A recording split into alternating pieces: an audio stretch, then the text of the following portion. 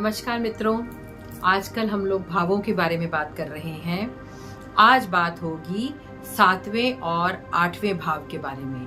पहले 6 भाव कुंडली के हम बात कर चुके हैं, पहले 6 भावों की चर्चा हो चुकी है। आज बात होगी 7वें और 8वें भाव की।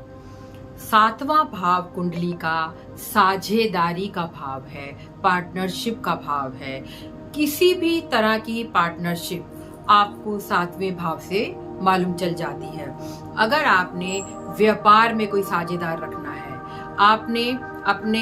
आपका जो व्यापार व्यवसाय है उसके लिए आप पार्टनर्स चुनना चाहते हैं, तो कैसे होंगे आपके पार्टनर्स? आपकी पार्टनरशिप चलेगी या नहीं चलेगी, या फिर आपको पार्टनरशिप करनी भी चाहिए या नहीं, तो इस बारे में आपको 7वां भाव बताता है।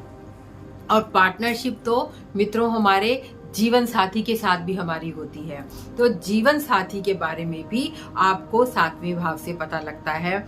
आपका जीवन साथी कैसा होगा, आप उसकी क्या विशेषताएं होंगी।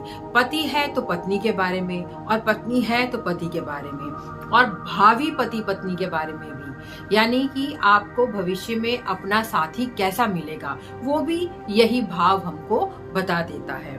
तो मूलतः ये भाव हो गया पार्टनरशिप का, चाहे वो व्यापार में किसी व्यक्ति के साथ हो, चाहे अपने जीवन साथी के साथ हो।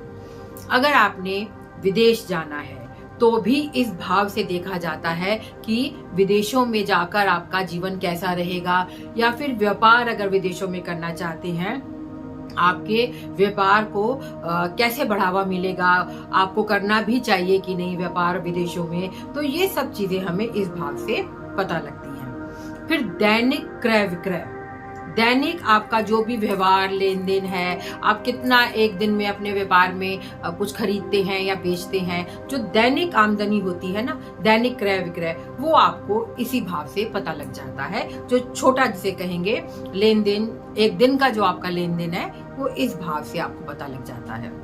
तो ये भाव आपके पार्टनरशिप का हुआ, आपके दैनिक आमदनी का हो गया, और विदेशों से आपके संबंध के साथ, विदेशों से आपका क्या संबंध रहेगा उस बारे में ये भाव बताएगा।